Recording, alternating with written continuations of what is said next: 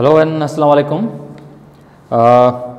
Chapter number 2 जो है उसकी प्रैक्टिस शीट 2 उसकी मैं की एक्सप्लेन कर रहा हूँ, तो 1 बाय 1 क्वेश्चंस आप देखें। हमारा पहला क्वेश्चन है कि boiling point of a liquid is independent of, liquid की जो बॉइलिंग पॉइंट है वो इंडिपेंडेंट है, that is independent of intermolecular attractions, amount of liquid या सराउंडिंग प्रेशर। बॉइलिंग पॉइंट जो है वो इंडिपेंडेंट होती है अमाउंट ऑफ लिक्विड से, क्योंकि ये इंटेंसिव प्रॉपर्टी है। तो क्वेश्चन नंबर 1 जो है इसका करेक्ट ऑप्शन क्या होगा? B. Question number 2, vapour pressure of a liquid is independent of. अब वेपर प्रेशर किसके इंडिपेंडेंट है? Option A temperature, option B intermolecular attractions, option C amount of liquid. Again यहाँ पर भी जो वेपर प्रेशर है वो भी अमाउंट ऑफ लिक्विड पे डिपेंड नहीं करता, क्योंकि ये भी इंटेंसिव प्रॉपर्टी है। तो क्वेश्चन नंबर 2 जो है इसका करेक्ट ऑप्शन क्या होगा? सी। ठीक है। Question number 3, viscosity of liquid depends on. Viscosity किस पे डिपेंड करती है? Number a temperature, intermolecular attractions, size and shape of the molecule, या ऑल ऑफ दीज। इस केस में सारे ऑप्शन ठीक हैं, क्योंकि विस्कोसिटी जो है टेम्परेचर पे, इंटरमॉलिक्यूलर अट्रैक्शंस पे, साइज और इवन मॉलिक्यूलर शेप जो है उस पर भी डिपेंड करती है। तो क्वेश्चन नंबर 3 का करेक्ट ऑप्शन क्या होगा? डी। ठीक है। So here we have question 3 D. Question number 4, which liquid will exert more pressure at 50 degree Celsius. कोई भी गिवन टेम्परेचर हो, किसी भी लिक्विड ने ज़्यादा प्रेशर कब एक्सर्ट करना है? तो इस केस में आप देखें जो ऑप्शन हैं वाटर, क्योंकि इसमें हाइड्रोजन बॉन्डिंग होती है। दूसरा ऑप्शन है गैसोलिन। गैसोलिन जो है उसमें वांडरवाल फोर्सेस होती हैं। और हनी में हाइड्रोजन बॉन्डिंग भी है, इसमें बहुत सारी चीज़ें डिजॉल्व स्टेट में पड़ी होती हैं। तो honey is less viscous, honey is more viscous in having high boiling point as well. Glycerine की भी बॉइलिंग पॉइंट बहुत ज़्यादा है, 290। तो गिवन ऑप्शन जो है इसमें सबसे ज़्यादा वेपर प्रेशर जो होगा वो होगा गैसोलिन, मीन्स पेट्रोल, क्योंकि वो ज़्यादा वॉलेटाइल है। तो क्वेश्चन नंबर 4 जो इसका करेक्ट ऑप्शन क्या है? B. Question number 5, at sea level the boiling point of a liquid is x degree Celsius. At mountains level the boiling point of the liquid will be. यानी mountain level पे जाएं, higher altitude पे जाएं, तो definitely इसकी जो boiling point है x degree Celsius, mountains पे x डिग्री सेल्सियस से कम ही होगी। तो इस वजह से इसका करेक्ट ऑप्शन है D, that is less than x degree Celsius, because atmospheric pressure is less than 760 torr. So correct option for question number 5 is D. ठीक। Question number 6, in pressure cookers food cook more rapidly because of। Pressure cooker में खाना जल्दी पकता है उस वजह से क्योंकि वहाँ पर लिक्विड का बॉइलिंग टेम्परेचर बढ़ जाता है प्रेशर के बढ़ने से। तो क्वेश्चन नंबर 6 जो है इसका करेक्ट ऑप्शन क्या होगा? सी। ठीक है। तो question number 6 C. Question number 7, which property of liquid increase by increasing the temperature। कौन सी प्रॉपर्टी टेम्परेचर के बढ़ाने से बढ़ती है? अब जो गिवन ऑप्शंस हैं, सरफेस टेंशन, ये तो टेम्परेचर बढ़ाने से कम होता है। डेंसिटी, टेम्परेचर बढ़ाएंगे तो वॉल्यूम बढ़ेगा तो डेंसिटी कम हो जाएगी। ठीक है। विस्कोसिटी, ये भी टेम्परेचर बढ़ाने से कम होती है, इन्वर्सली प्रोपोर्शनल है। ठीक है। वेपर प्रेशर, यस, क्यों? क्योंकि टेम्परेचर बढ़ाने से इंटरमॉलिक्यूलर फोर्सेस वीक हो जाती हैं, तो फिर वेपर प्रेशर क्या हो जाएगा? वो बढ़ जाएगा, क्योंकि लिक्विड रैपिडली एवापोरेट होगा। तो क्वेश्चन नंबर 7 जो है इसका करेक्ट ऑप्शन क्या होगा? D. Question number 8, a sample of sodium chloride is likely pure. ठीक है। यानी सोडियम क्लोराइड का जो सैंपल है वो प्योर होगा। तो हमने एक पॉइंट पढ़ी थी कि किसी भी सॉलिड की प्योरिटी को चेक करने के लिए हम मेल्टिंग पॉइंट का सहारा ले सकते हैं, क्योंकि आप जानते हैं कि प्योर लिक्विड की मेल्टिंग पॉइंट फिक्स होती है, लेकिन इम्प्योर होगा तो इम्प्योरिटी मेल्टिंग पॉइंट को डिक्रीज करती हैं। तो इस केस में क्वेश्चन नंबर 8 जो है इसका करेक्ट ऑप्शन है it melt at exact temperature. तो क्वेश्चन नंबर 8 जो है इसका करेक्ट ऑप्शन क्या होगा? C. Question number 9, which property of liquid decreases by increasing the temperature. यानी टेम्परेचर बढ़ाएंगे तो कौन सी प्रॉपर्टी डिक्रीज होगी? इसमें कुछ ऑप्शन हैं, जैसे कि वेपर प्रेशर, टेम्परेचर बढ़ाएंगे तो वेपर प्रेशर बढ़ेगा। काइनेटिक एनर्जी भी बढ़ेगी। वॉल्यूम, टेम्परेचर बढ़ाएंगे तो वॉल्यूम तो बढ़ेगा। ठीक है। Surface tension, yes, surface tension जो है वो इंटरमॉलिक्यूलर फोर्सेस से इन्वर्सली इंटरमॉलिक्यूलर फोर्सेस से डायरेक्टली प्रोपोर्शनल है। टेम्परेचर बढ़ाएंगे तो इंटरमॉलिक्यूलर फोर्सेस वीक हो जाएंगी, सरफेस टेंशन भी कम हो जाएगा। तो क्वेश्चन नंबर 9 है, इसका करेक्ट ऑप्शन क्या है? D. Question number 10, spherical shape of mercury is due to, यानी स्फेरिकल जो शेप होती है मर्क्यूरी की वो किस वजह से है? यू नो दैट के किसी भी लिक्विड का जो ड्रॉपलेट हो या लिक्विड हो उसकी सरफेस स्फेरिकल हो जाती है, that is because of surface tension. तो क्वेश्चन नंबर 10 जो इसका करेक्ट ऑप्शन क्या होगा? C, surface tension. Question number 11, dimensions of surface tension. आप जानते हैं कि सरफेस टेंशन जो है ये दर हकीकत फोर्स पर यूनिट लेंथ भी है या एनर्जी पर यूनिट एरिया भी है। तो देखते हैं कि इसके ऑप्शंस क्या हैं। एक डाइंस पर सेंटीमीटर, क्योंकि ये फोर्स पर लेंथ है तो ये सही है ऑप्शन। ऑप्शन बी है, ऑप्शन जो बी है वह अक्स पर सेंटीमीटर स्क्वायर, ये एनर्जी पर यूनिट एरिया है, ये भी ऑप्शन सही है। ऑप्शन सी है बोथ। तो आई थिंक ये बात समझ गए होंगे। तो क्वेश्चन नंबर 11 जो इसका करेक्ट ऑप्शन क्या होगा? Both, and that is C. Question number 12, which liquid will take longer time to flow? जिसकी विस्कोसिटी ज़्यादा होगी वो लॉन्गर टाइम लेगा फ्लो करने में। तो इस केस में ग्लिसरीन जो है ऑप्शन डी, इसकी विस्कोसिटी सबसे ज़्यादा है। तो इस वजह से क्वेश्चन नंबर 12 जो है इसका करेक्ट ऑप्शन होगा D, the glycerine, because its viscosity is highest.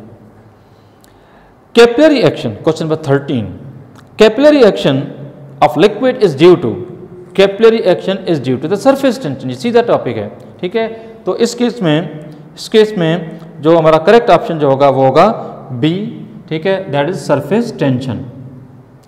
Question number 14, question number 14 जो है ना, that is vapour pressure will be more if, vapour pressure ज्यादा होगा अगर, ठीक है, अगर option A intermolecular attraction is strong, no, temperature is low, no, intermolecular attractions are weak, yes, क्योंकि वेपर प्रेशर तब ज्यादा होगा जब अट्रैक्टिव फोर्सेस वीक होंगी। तो correct option for 14 is C, ठीक है, लो intermolecular forces. Question number 15, by lowering the outside pressure, अगर हम बाहर का प्रेशर कम करें, the boiling point of liquid, since you know that कि boiling points are directly proportional to the external pressure, अगर बाहर का प्रेशर यानी एक्सटर्नल प्रेशर कम करेंगे तो बॉइलिंग पॉइंट भी कम होंगी, डिक्रीज होंगी। तो इस केस में करेक्ट ऑप्शन होगा बी, 15 का करेक्ट ऑप्शन क्या है? B. Question number 16, which of the following crystals have the low melting point, कौन से क्रिस्टल्स हैं जिनकी मेल्टिंग पॉइंट लो हैं? अब जो गिवन ऑप्शंस हैं ये सब आपने पढ़े हैं, जैसे कि एटॉमिक सॉलिड, आयनिक सॉलिड्स या मॉलिक्यूलर या covalent, and you know that कि molecular crystals are the only option जिनकी मेल्टिंग पॉइंट कंपैरेटिवली क्या होती हैं? वो लो होती हैं। तो क्वेश्चन नंबर 16 जो है इसका करेक्ट ऑप्शन क्या होगा? सी। क्वेश्चन नंबर 17, ऐसा unit of the surface tension, ऐसा यूनिट जो सरफेस टेंशन का वो है न्यूटन पर मीटर, न्यूटन पर मीटर। सरफेस टेंशन मतलब force per unit length, force per unit length. तो क्वेश्चन नंबर 17 जो है इसका करेक्ट, क्वेश्चन नंबर 17 जो है इसका करेक्ट ऑप्शन क्या होगा? डी, न्यूटन पर मीटर। इसके अलावा question number 18, the force per unit length और एनर्जी पर यूनिट एरिया, ठीक है, energy per unit area of surface of liquid, now this is the definition of surface tension. तो question number 18 का correct option क्या है? B, surface tension, ठीक है। Now come to the question number 19। Question number 19 जो है यह है कि which of the following is hexagonal crystal. Hexagonal में आपने एग्जांपल पढ़ा है ग्रेफाइट, तो graphite is the correct option in this case. So question number 19 B, 19 का करेक्ट ऑप्शन क्या होगा? B. Question number 20, 1 centipoise is equivalent to, that is equivalent to 10⁻³ newton second per metre square. और ये book की statement है, आपने book में ये स्टेटमेंट पढ़ी होगी कि 1 सेंटीपोइस इक्वल होती है 10⁻³ newton second per metre square. तो क्वेश्चन नंबर 20 जो इसका करेक्ट ऑप्शन क्या है? ये भी B. Question number 21, which liquid has the highest surface tension. Book में एक टेबल बनी हुई है, वहां पर आप इसको कंपेयर कर सकते हैं जो गिवन ऑप्शंस हैं। मरकरी की सरफेस टेंशन हाईएस्ट होती है, तो इस केस में क्वेश्चन नंबर 21 जो है इसका करेक्ट ऑप्शन जो है वो क्या है? सी, द मरकरी, ठीक है। Question number 22, the property of liquid by virtue of it its molecules show internal resistance to flow. Internal resistance to flow. Now this is nothing but the viscosity. तो इस case में correct option जो है वो D है, viscosity. तो question number 22 जो है ये है D, viscosity. Question number 23, which of the following has highest boiling point? Highest boiling point किसकी होगी? अब जो गिवन ऑप्शन है मैं जरा उनकी पॉइंट लिख लेता हूं। जैसे कि आप देख सकते हैं इनमें ऑप्शन जो हैं इनमें एक एन पेंटेन भी है, ठीक है, और एक है आइसोपेंटेन, और इसके अलावा एक है नियोपेंटेन, ठीक है। और फिलहाल हम तीन पर बात कर लेते हैं। आप देख सकते हैं कि ये तीन कंपाउंड जो हैं they all have the same molecular formula, that is C5H12, C5H12 pentane. Pentane में कार्बन सब में सेम है, चाहे वो एन हो, आइसो हो, चाहे नियो, सिर्फ स्ट्रक्चर का फर्क है। तो ये बात आपसे शेयर की थी कि जब स्ट्रेट चेन हाइड्रोकार्बन्स होंगे, ठीक है, जब ये स्ट्रेट चेन हाइड्रोकार्बन्स होंगे तो ऐसी सूरत में बॉइलिंग पॉइंट ज़्यादा होंगी, लेकिन जैसे जैसे ब्रांच होते जाएंगे तो बॉइलिंग पॉइंट भी कम होते जाएंगे। तो यहाँ पर अगर हम इन तीनों कंपाउंड को देखें तो एन पेंटेन की बॉइलिंग पॉइंट सबसे ज़्यादा है, उससे कम है आइसोपेंटेन की, उससे कम है जो है नियोपेंटेन की। पर आपके ऑप्शन में एक ऑप्शन और भी है, now this is called the n hexane. अब देखें कि एन हेक्सेन भी स्ट्रेट चेन है, लेकिन पेंटेन के मुकाबले में इसमें कार्बन ज़्यादा है, क्योंकि मॉलिक्यूलर मास ज़्यादा है, तो इसकी बॉइलिंग पॉइंट गिवन चार ऑप्शन जो हैं उनमें सबसे ज़्यादा होगी।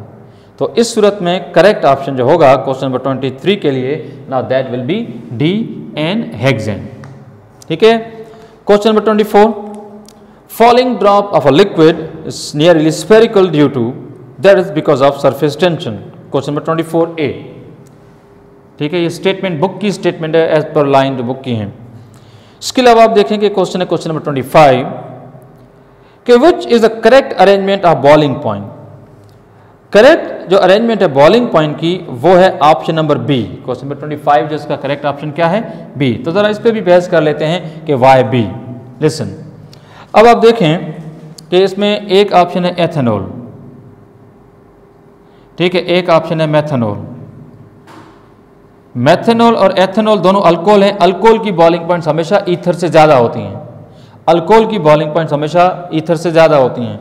लेकिन अल्कोहल में भी जिसका मास ज़्यादा होगा उसकी बॉइलिंग पॉइंट ज़्यादा है, जिसका मास कम है उसकी बॉइलिंग पॉइंट क्या है? वो कम है, 64.7 ये मेथेनॉल की बॉइलिंग पॉइंट है, ठीक है। तो सबसे कम जो बॉइलिंग पॉइंट है इन तीन लिक्विड में से वो किसके? डाईइथाइल ईथर, ठीक है। तो इस तरह से एथेनॉल की ज़्यादा बॉइलिंग पॉइंट है मेथेनॉल से, मेथेनॉल की ज़्यादा है डाईइथाइल ईथर से। तो करेक्ट ऑप्शन, जैसे मैंने आपको क्या कहा, करेक्ट ऑप्शन जो 25 का वो ऑप्शन क्या मैंने लिखा है? B. Question number 26, vapour pressure is independent of. Vapour pressure भी जो इंडिपेंडेंट है तो उसमें एक ऑप्शन है सरफेस एरिया और दूसरा ऑप्शन है अमाउंट ऑफ लिक्विड, दोनों पे डिपेंड नहीं करता। ये टॉपिक आपने पढ़ा भी है, यू नो दैट के वेपर प्रेशर जो है it is independent of what? Surface area as well as amount of liquid. तो उसका करेक्ट ऑप्शन है C, both A and B, ठीक है। ये भी इंटेंसिव प्रॉपर्टी है। Grading of lubricating oils is done on the basis of viscosity. में जो लुब्रिकेटिंग ऑयल्स होते हैं उनकी जो ग्रेडिंग करते हैं वो भी विस्कोसिटी की बुनियाद पे करते हैं। जिसकी विस्कोसिटी कम है ग्रेड कम है, जिसकी विस्कोसिटी ज़्यादा है ग्रेड ज़्यादा है। तो द क्वेश्चन नंबर जो आपका है 27, इसका करेक्ट ऑप्शन क्या होगा? D, viscosity. क्वेश्चन नंबर 28 है कि the boiling point of hydrides of nitrogen, oxygen and fluorine, ठीक है। मैं इसकी डिटेल पे आता हूँ, ज़रा देखें। ये जो हाइड्राइड्स हैं, जैसे नाइट्रोजन का हाइड्राइड अमोनिया, ऑक्सीजन का हाइड्राइड वाटर, फ्लोरीन का हाइड्राइड HF, इन्हीं ग्रुप के दूसरे एलिमेंट जैसे फास्फोरस का हाइड्राइड फास्फीन, ठीक है, सल्फर का हाइड्राइड हाइड्रोजन सल्फाइड, क्लोरीन का हाइड्राइड हाइड्रोजन क्लोराइड। जो शुरू वाले हाइड्राइड्स हैं इनकी बॉइलिंग पॉइंट ज़्यादा होती हैं सेकेंड वालों से। आप देख सकते हैं जो मैं क्वेश्चन नंबर 28 आपके सामने ले रहा हूं कि boiling points of hydrides of nitrogen, oxygen and fluorine are greater than the phosphorus, sulphur and chlorine. This is just because of one reason and this is hydrogen bonding. क्योंकि इनमें इनके hydrides जो होते हैं इनमें हाइड्रोजन बॉन्डिंग होती है, जबकि यहाँ पर हाइड्रोजन बॉन्डिंग नहीं होती। तो आप देख सकते हैं क्वेश्चन नंबर 28 जो इसका करेक्ट ऑप्शन क्या होगा? सी, ठीक। Question number 29, the volume occupied by 1 mole of liquid in the range of, you know this, 10 ml to 100. तो उसका करेक्ट ऑप्शन है 10 ml to 100. तो question number 29 is C. Question number 30, boiling point of petrol is much greater than water. Petrol की जो boiling point है वो water से ज्यादा है, हम जानते हैं. The best explanation for it is, इसके लिए कौन सी स्टेटमेंट जो सही है? ऑप्शन ए, हाई मॉलिक्यूलर मास. ठीक है, मॉलिक्यूलर मास पेट्रोल का ज्यादा होता है because it's a mixture of hydrocarbon which contains 5 to 10 carbon. ये भी ठीक है. लेकिन इसके अलावा जो बाकी ऑप्शंस हैं, वीक इंटरमॉलिक्यूलर फोर्सेस, ये भी ऑप्शन ठीक है. अबो स्टेटमेंट इज इनकरेक्ट, दोनों स्टेटमेंट गलत हैं. लो मॉलिक्यूलर मास, नहीं, ये बात तो बिल्कुल गलत है. याद रखो कि boiling point of petrol is much higher. This is just because of the one reason and this is the high molecular mass. तो क्वेश्चन नंबर 30 जो है इसका करेक्ट ऑप्शन जो होगा वो होगा क्या? ए. ठीक है, तो question number 30 is nothing but A. Question number 31, liquid rises और fall in a capillary tube due to.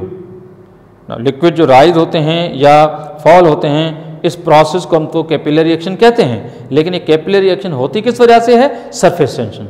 तो क्वेश्चन नंबर 31 जो है इसका करेक्ट ऑप्शन क्या है? ए. क्या होगा इसका option? Surface tension. Question number 32, non wetting liquids always fall in capillary tube. ये क्यों होता है? This is due to number A, cohesion is greater than adhesion. यही ऑप्शन सही है. आप जानते हैं कि जो नॉन वेटिंग लिक्विड्स होते हैं उसमें कोहेसिव फोर्सेस ज़्यादा होती हैं, एडेसिव फोर्सेस वीक होती हैं. तो क्वेश्चन नंबर 32 जो है इसका करेक्ट ऑप्शन क्या होगा? A. Question number 33, use of liquid in hydraulic brakes is due to. Hydraulic brake में जो हम लिक्विड्स यूज करते हैं उसकी बेसिक वजह यह है क्योंकि लिक्विड्स जो होते हैं वो कंप्रेसिबल इतने नहीं होते. तो इसका जो करेक्ट ऑप्शन है क्वेश्चन नंबर 33 का वो है लेस कंप्रेसिबिलिटी. लेस कंप्रेसिबल है, इस वजह से जो भी फोर्स लिक्विड पे लगाई जाती है, लिक्विड उसी फोर्स को आगे ट्रांसमिट कर देते हैं into the hydraulic brake. This is the right option, question number 33 B. ठीक है, तो क्वेश्चन नंबर 33 का करेक्ट ऑप्शन क्या हुआ? B. Question number 34, as the external pressure increase the boiling point. बाहर का प्रेशर बढ़ेगा तो बॉइलिंग पॉइंट भी बढ़ेगी. ठीक है, तो उसका करेक्ट ऑप्शन होगा A, increase. Question number 35, spreading of ink on a blotting paper is because of. Spread जो होती है इंक ब्लॉटिंग पेपर पे या टिश्यू पेपर पे या किसी कपड़े पे, now this is simply because of capillary reaction. ठीक है, तो क्वेश्चन नंबर 35 जो इसका करेक्ट ऑप्शन क्या होगा? A, capillary reaction. 36, what is true for evaporation. Evaporation के लिए कौन सी स्टेटमेंट सही है? जैसे कि number A, it occurs at all temperatures. Yes it does. B, it is a cooling process. ये भी आप जानते हैं एवापोरेशन कूलिंग प्रोसेस है. Option C, it is surface phenomena. Evaporation होती सरफेस से है. तो आई थिंक समझ गए होंगे कि क्वेश्चन नंबर 36 जो इसका करेक्ट ऑप्शन है डी, ऑल ऑफ दीज. तो क्वेश्चन नंबर 36 जो है ये डी है, ऑल ऑफ दी. ठीक है. Question number 37, normal boiling point of glycerine. Glycerine की जो नॉर्मल बॉइलिंग पॉइंट है, ये बुक में भी आप देखेंगे टॉपिक बॉइलिंग पॉइंट में उसमें मेंशन है 290 डिग्री सेल्सियस. तो 37 का करेक्ट ऑप्शन क्या है? करेक्ट ऑप्शन जो है इसका है सी, 290 डिग्री सेल्सियस. ठीक है, option C is the correct for this question. Question number 38, vacuum distillation is applied. Vacuum distillation हम अप्लाई करते हैं तब जब ऐसे लिक्विड जो अपने बॉइलिंग टेम्परेचर पे डिकम्पोज होते हैं.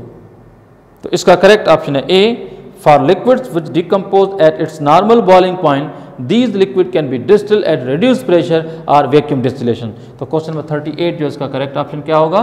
ए. 39, the vapor pressure of benzene becomes 76 centimeter of mercury at 80 degree Celsius. यानी बेंजीन का वेपर प्रेशर बाहर के प्रेशर जितना हुआ है 80 डिग्री सेल्सियस पे. ठीक है, the boiling point of the benzene should be, boiling point भी 80 होगी क्योंकि वो टेम्परेचर, जिस टेम्परेचर पे वेपर प्रेशर एक्सटर्नल प्रेशर के इक्वलाइज हुआ है तो वही बॉइलिंग पॉइंट होगी. तो इस केस में करेक्ट ऑप्शन जो होगा 39 के लिए वो कौन सा होगा? C, that is the 80 degree Celsius. Question number 40, the density of water is maximum at. पानी की डेंसिटी आप जानते हैं मैक्सिमम 4 डिग्री सेल्सियस पे होती है. क्योंकि पानी को जब 4 से 0 तक और फर्दर कूल करते हैं तो जब बर्फ़ बनती है, आइस बनती है, तो वो बजाय कॉन्ट्रैक्ट होने के एक्सपेंड हो जाती है। तो 4 degree Celsius is the temperature where the given amount of water, for given amount of water the volume is minimum, when the volume is minimum then density is the highest. ठीक है, तो उसका correct option जो होगा वो कौन सा होगा? सी। ठीक है, 4 degree Celsius, C. Question number 41, ethers are more volatile than alcohol. Ethers जो होते हैं वो ज़्यादा वोलेटाइल होते हैं अल्कोहल से, क्योंकि वो लेस डेंसर भी होते हैं। Option A.